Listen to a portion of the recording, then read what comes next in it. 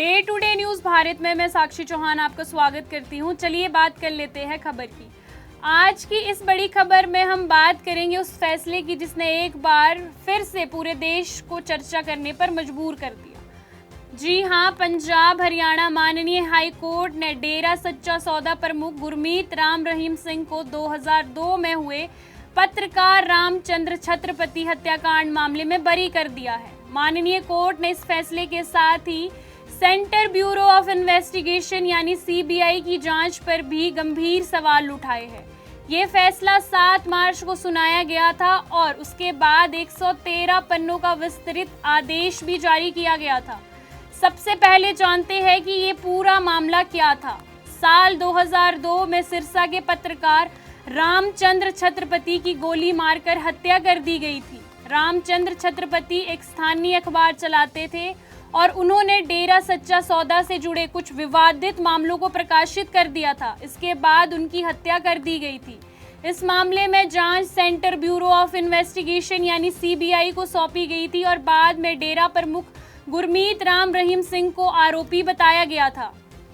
इस मामले में पंचकूला की विशेष सीबीआई माननीय अदालत ने जनवरी 2019 में गुरमीत राम रहीम सिंह को दोषी करार दिया था। माननीय कोर्ट ने उन्हें आजीवन कारावास यानी कि उम्र कैद की सजा सुनाई थी, लेकिन इसके बाद राम रहीम ने इस फैसले को पंजाब और हरियाणा माननीय हाई कोर्ट में चुनौती दी थी। करीब 7 साल बाद माननीय हाई कोर्ट ने इस फैसले पर बड़ा फैसला सुनाया है। उन्होंने राम रहीम को बरी कर दिया है। माननीय हाई कोर्ट ने अपने फैसले में कहा कि अभियोजन पक्ष यानी कि सीबीआई माननीय अदालत में ये साबित नहीं कर सकी कि राम रहीम इस हत्या में दोषी थे या नहीं। माननीय हाई कोर्ट ने साफ कहा कि अगर किसी मामले में आरोपी होना और दोषी होना 2 संभावनाएं होती है तो कानून के अनुसार आरोपी का संदेह का लाभ दिया जाता है, यानी आरोपी को संदेह का लाभ हमेशा दिया जाता है। इस आधार पर माननीय अदालत ने गुरमीत राम रहीम को इस केस में बरी किया है। माननीय हाई कोर्ट ने इस मामले में प्रमुख गवाह यानी कि खट्टा सिंह की गवाही पर भी सवाल उठाए हैं। माननीय कोर्ट ने कहा कि खट्टा सिंह ने कई सालों तक इस मामले में चुप्पी साधे रखी और बाद में अपने बयान बदलते रहे। ऐसे गवाहों पर भरोसा करना मुश्किल है जो बार बार अपना पक्ष बदलते हैं। माननीय अदालत ने यह भी कहा कि खट्टा सिंह ने अपने शुरुआती बयान में राम रहीम का नाम तक नहीं लिया। खट्टा सिंह ने यह भी दावा किया कि राम रहीम की तरफ से उन्हें धमकियां मिल रही थी, लेकिन माननीय कोर्ट ने इस दावे को भी खारिज किया।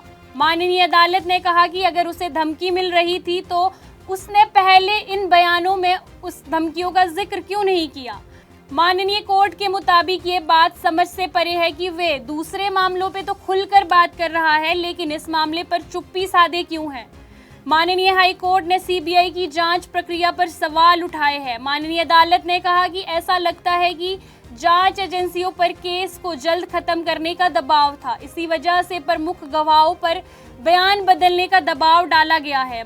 माननीय कोर्ट की इस टिप्पणी ने जांच एजेंसियों की कार्यवाही पर सवाल खड़े कर दिए हैं। हालांकि इस मामले में माननीय हाई कोर्ट ने 3 अन्य आरोपियों की सजा को बरकरार रखा है, यानी अदालत ने कहा कि जिनके खिलाफ पर्याप्त सबूत है, लेकिन राम रहीम के खिलाफ ऐसे सबूत नहीं मिले जिसके आधार पर उन्हें आरोपी साबित किया जा सके। ये पहला मौका नहीं है जब माननीय हाई कोर्ट ने राम रहीम को राहत दी है।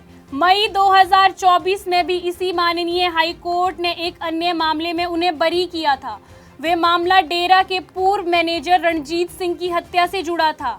उस केस में भी माननीय अदालत ने जांच को अस्पष्ट और कमजोर बताते हुए उन्हें बाइज्जत बरी किया था।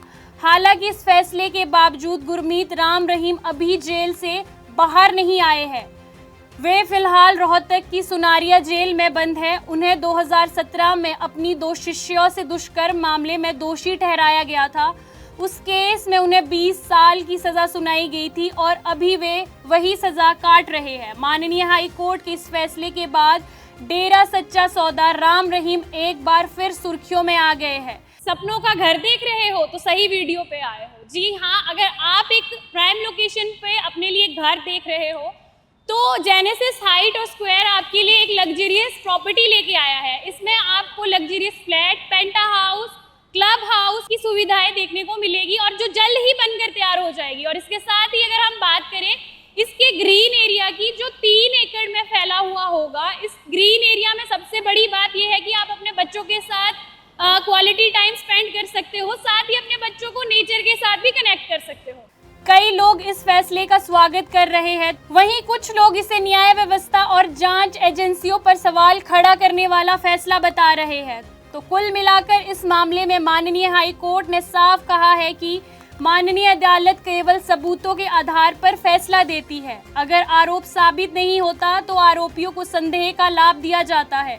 इस सिद्धांत के आधार पर गुरमीत राम रहीम को पत्रकार रामचंद्र छत्रपति हत्याकांड मामले में बरी किया जाता है। आपको बता दें कि day to day news Bharat निष्पक्ष तरीके से पत्रकारिता करता है। हमारा कोई भी रिपोर्टर फील्ड में किसी से कोई उपहार या विज्ञापन स्वीकार नहीं करता। हम हमेशा दबे कुचले लोगों की आवाज बनते आए हैं और आगे भी बनेंगे। अभी के लिए फिलहाल इतना ही। देश दुनिया की तमाम खबरें जानने के लिए day to day news Bharat को देखते रहे, साथ ही हमारे चैनल को लाइक, शेयर और सब्सक्राइब करना ना भूलें। नमस्कार।